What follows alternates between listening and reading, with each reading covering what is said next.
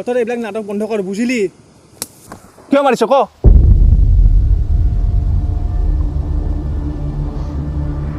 নাটক ৰচোতা এজনে যেতিয়া নাটক ৰচে